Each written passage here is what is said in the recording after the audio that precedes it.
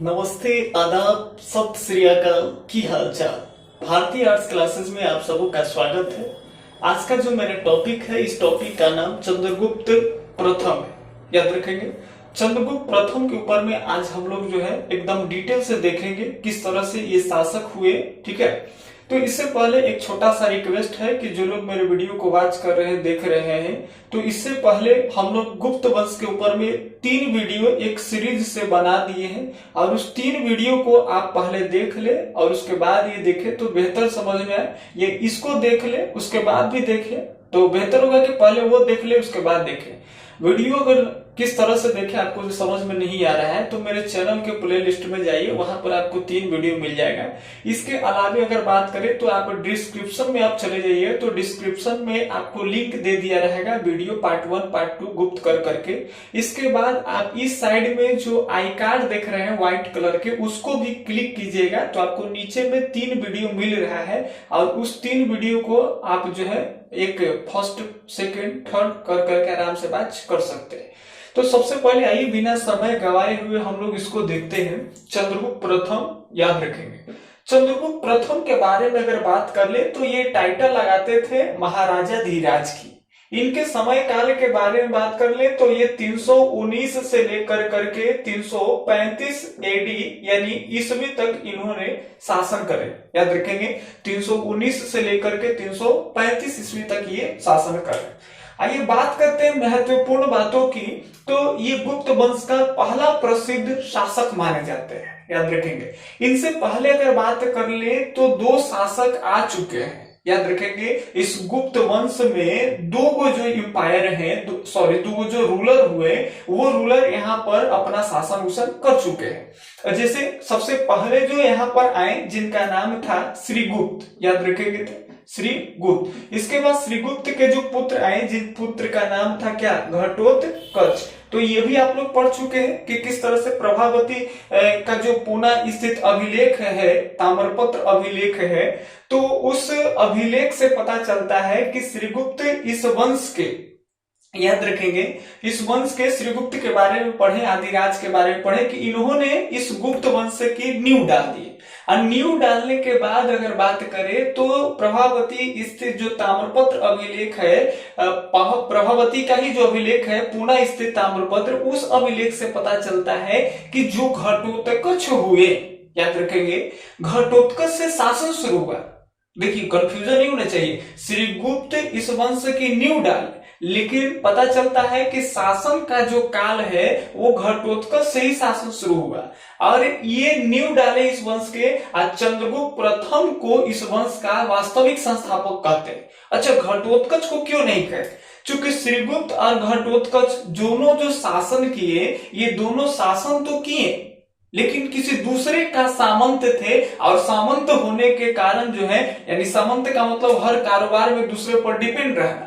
तो जब दूसरे पर डिपेंड रहते थे तो ये पूर्ण रूप से पूर्णतः स्वतंत्र नहीं थे। तो स्वतंत्र नहीं होने के कारण ये केवल महाराज की ही उपाधि धारण किए। जैसा कि आप लोग पढ़े कि श्रीगुप्त और घटोत्कच जो थे वो केवल महाराज की उपाधि धारण किए और ये स्वतंत्र शासक नहीं माने जाते। ठीक है, क्योंकि दूसरे के सामंत होते थे। लेकिन चंद्रगुप्त प्रथम एक ऐसा शासक था जो किसी दूसरे पर डिपेंड नहीं था। वो पूरा का पूरा जो है स्वतंत्र खुद पर था। कोई भी डिसीजन लेना हो तो वो खुद डिसीजन लेता था। ठीक है, अब इनके बारे में बात कर ले तो ये पहला प्रसिद्ध शासक भी माने जाते हैं। चंद्रगुप्त प्रथम जो थे वो महाराजा धीराज की उपाधि धारण करते थे, जिसका मतलब होता है राजाओं का राजा, किंग ऑफ द किंग्स। याद रखेंगे, किंग ऑफ द किंग्स, महाराजा धीराज यानी राजाओं का राजा। याद रखना है।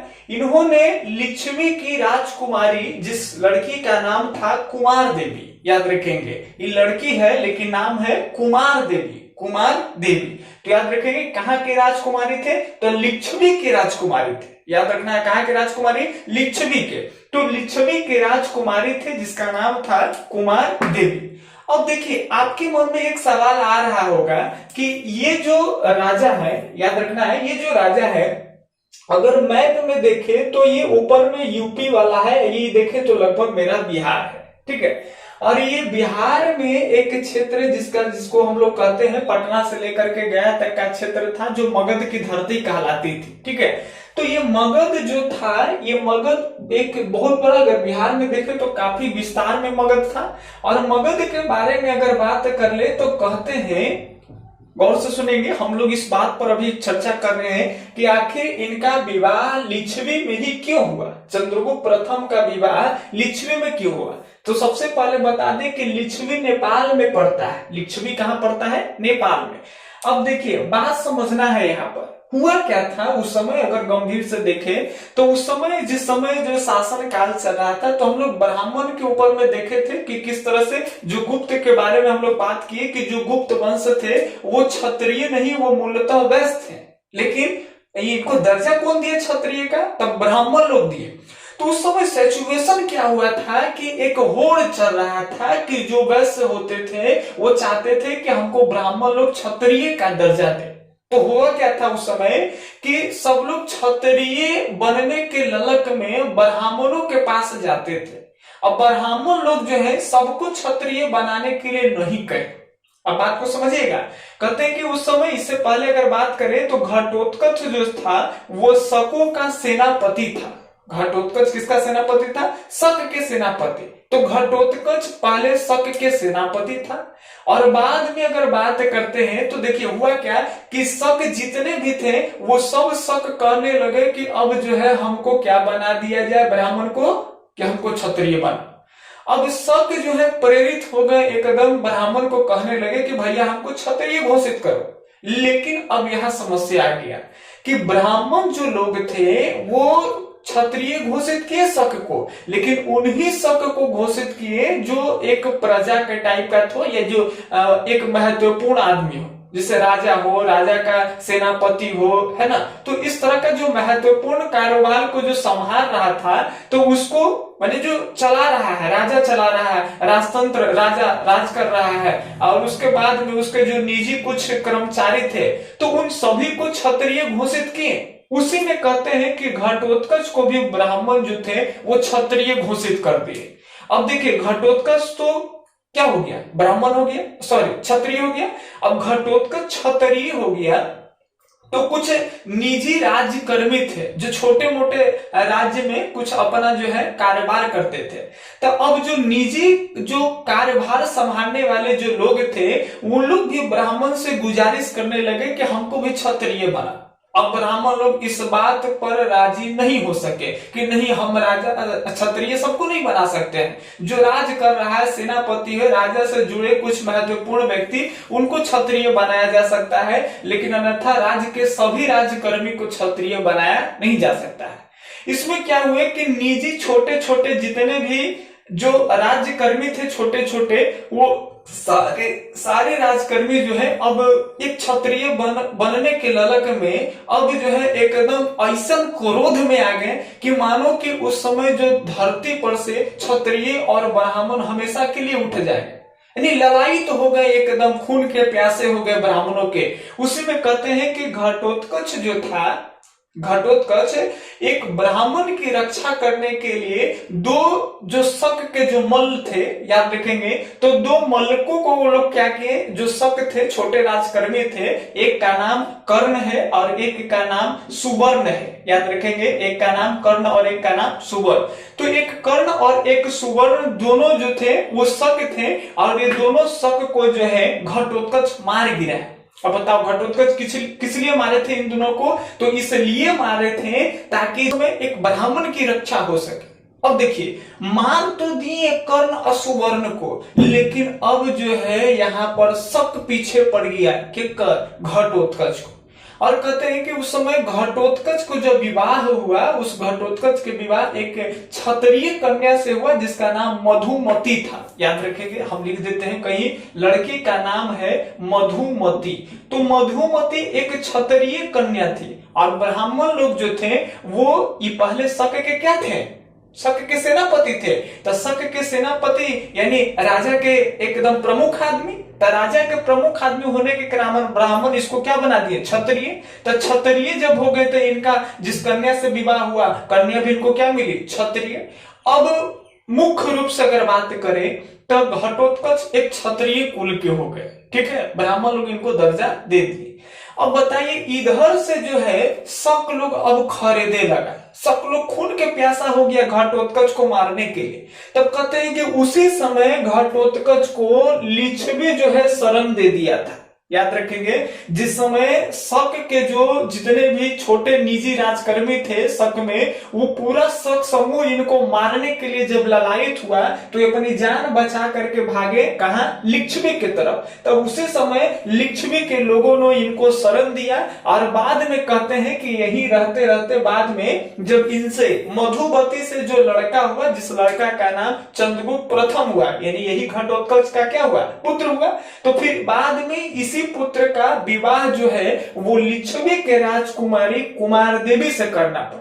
तो जैसा कि आप समझ पा रहे हैं कि किस तरह से आखिर किस तरह से ब्याह किए, है ना, विवाह आखिर लिच्छवी में ही क्यों किए चंद्रगुप्त प्रथम। तो ये तो आपको क्लियर हो गया कि इनको पिताजी के मारने के लिए खरीदा तो उस समय लिच्छवी ही शरण दे दिया। और बाद में भले ही मगध में राज कर रहे थे, यूपी और बिहार दो गो राज्य मिलकर करके इनका क्षेत्र था, लेकिन एक खास बात यह है कि जिस समय में घटोत्कच का शासन चल रहा था उस समय बताया जाता है कि केवल मगध के आसपास तक का ही क्षेत्र था। भले ही नाम रहे वो यूपी और बिहार, लेकिन इनका जो राज्य का जो क्षेत्र था संभाल पा रहे थे वो केवल मगध के आसपास का क्षेत्र था।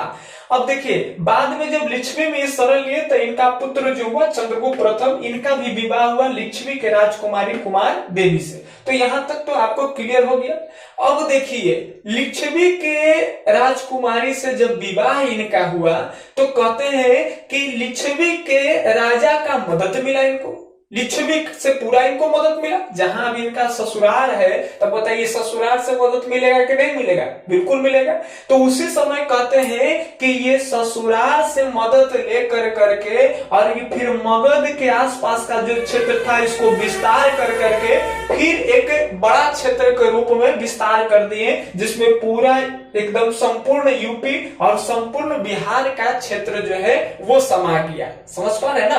तो अभी चंद्रगुप्त प्रथम तक जो पूरा संपूर्ण, पहले देखिए एक बार गड़बड़ नहीं होना चाहिए, कौशाम्बी में नींव डाले श्रीगुप्त, उस समय 2 क्षेत्र थे लेकिन राज संपन्न नहीं हो रहा। घटोत्कच के शासन में ये सब बिखर गया था, खाली मगध के पास का था। अब जब चंद्रगुप्त प्रथम आए तो लिच्छवी की सहायता से, लिच्छवी के मदद से ये बिहार और यूपी 2 के संपूर्ण राज्य का जो क्षेत्र था यहां तक एकदम फैला दिए। तो अब इसीलिए इनको वास्तविक संस्थापक कहा जाता है। अच्छा, आपको लग रहा होगा कि आप किस तरह से कह सकते हैं कि लिच्छवी का ही मदद लिए होंगे।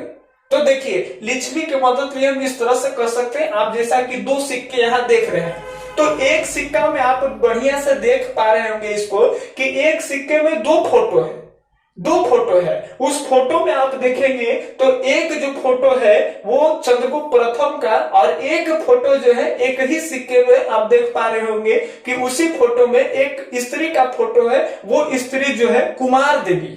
याद रखेंगे एक सिक्के में जो 2 फोटो देख रहे हैं, तो एक फोटो जो है चंद्रगुप्त प्रथम का है और दूसरा फोटो जो है कुमार देवी का है।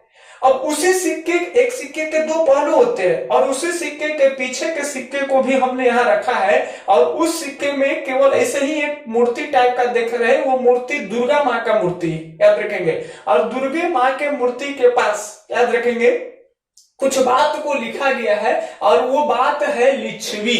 याद रखेंगे दुर्गा माँ का जो फोटो है, उस दुर्गे माँ का सिक्के का जो दूसरे पहलू के सिक्का, उसी सिक्के के दूसरे पहलू जो है उसमें जो दुर्गा माँ का फोटो उसके बगल में लिखा हुआ है लिच्छवी। तो जिससे पता चलता है, बहुत सारे विद्वान जो है ये तय करते हैं कि लिच्छवी से ही इनको मदद मिला है। बताओ जब तक मदद नहीं मिलेगा तो कोई राजा सिक्का के पीछे दूसरे राज्य की क्यों नाम देगा। यहां से भी तो कुछ पता चलता है ना।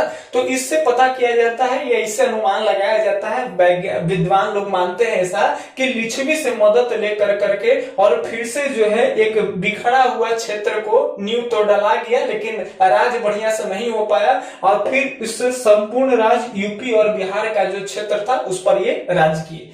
एक खास बात बता दें कि इन्होंने सबसे पहले इतिहास में सबसे पहले चांदी के सिक्के चलाने का प्रचलन ये शुरू किए। बहुत सारे चांदी के मुद्राओं का भी चलाए और कई बुक में याद रखेंगे, ये कई क्वेश्चन में चांदी न देकर के इसके जगह पर रजत देता है, याद रखेंगे। तो याद रखेंगे चांदी जो है उसी को रजत भी कहा गया है। तो आप चांदी न दे करके रजत दे या रजत न दे के चांदी दे, तो आप उसको समझिएगा कि ये चंद्रगुप्त प्रथम ही चलाए थे। वो किसका सिक्का है? तो रजत के सिक्के यानी चांदी के सिक्के, ठीक है। इसके अलावे अगर बात कर ले तो चंद्रगुप्त प्रथम का जो राज्याभिषेक हुआ था तो वो 319 ईस्वी में हुआ था। और जिस समय में इनका राज्य अभिषेक हुआ था उसी समय में ये जो है संवत चलाने की प्रक्रिया शुरू किया। जिस संवत को हम लोग कहते हैं गुप्त संवत।